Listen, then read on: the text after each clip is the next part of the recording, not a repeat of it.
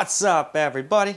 Well, I just had a good idea passed to me from somebody, and that idea was to run the new Steel Nomad on 3DMark. Now, there's two different versions to keep in mind. We've got Nomad Lite, which is what I'll run on the Ally and the little mini PC. So, for a couple things, I'm gonna have to do screen recorded. So we'll just do what I can, or camera recorded, and we'll do screen recorded on the ones that we can. Like I can hook this up to my capture computer and make it way easier for you guys to see.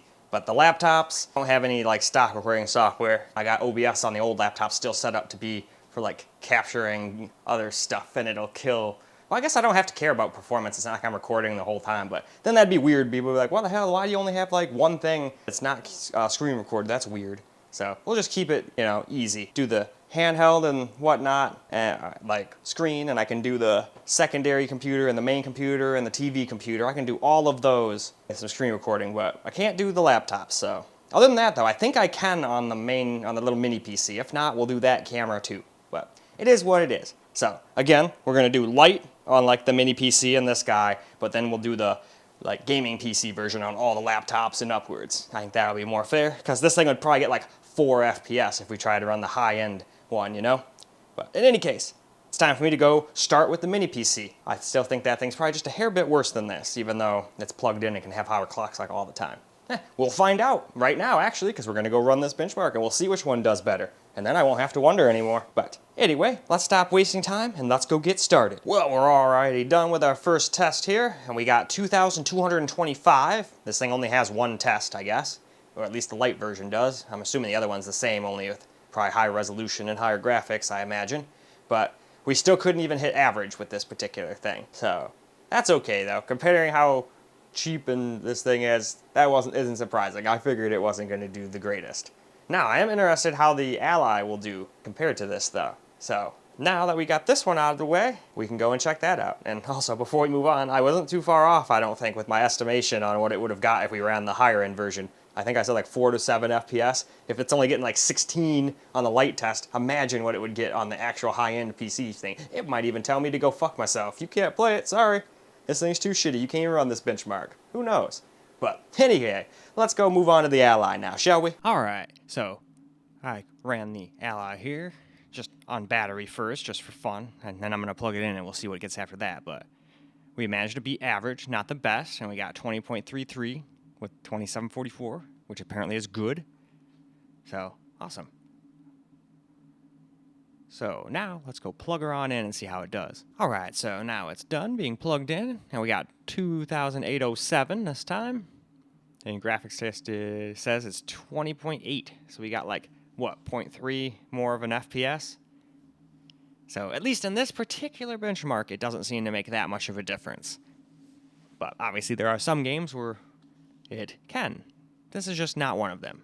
So now, on we move. Well, alright, now for the Asus G15 Advantage, and that guy got 2377, and that's a 2377 FPS. That's funny, so very similar to what the Ally gets, like 3 FPS more, although this is on the high-end version of it, not the low, like the Ally and the mini computer did, so it's not completely apples to apples. So it doesn't really give me any average or best on this one either. In fact, it even says system info is incomplete.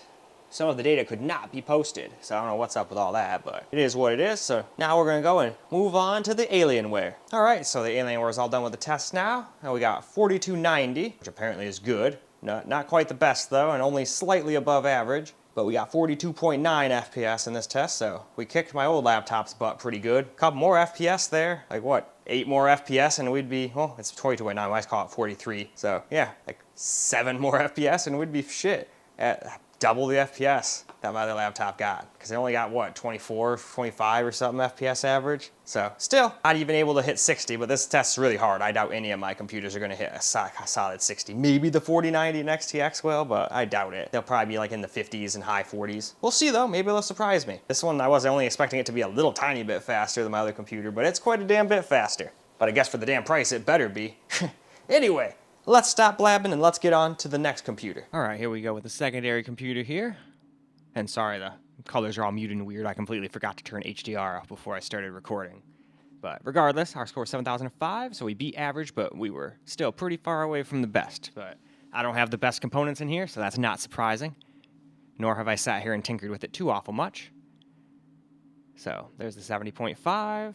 And yeah, that's pretty much that. So now on to the next computer. All right, so here's what we got on the main computer here. And got the highest score of anything, so we beat out the TV PC by like 2 FPS. But that's all right. I figured it was going to win. The 1300 KF is a little bit stronger. I mean, look at that, too. Best score is 11,300. I think that's like 10,000 higher, or not 10,000, 1,000 higher than what I was trying to get on my TV PC, which we will do next.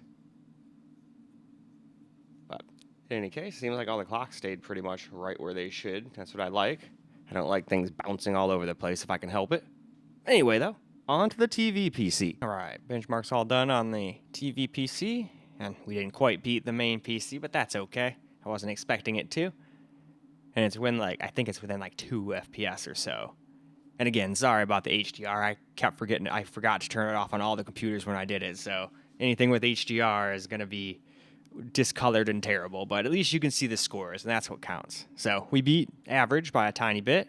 We're nowhere near best, but that's okay. Wasn't really expecting to be. And at least this is closer than it was when I was on my main computer. That thing got really trounced. I think the best one on those was like 13,000, and I got like 9,500 or 9,400 or something like that.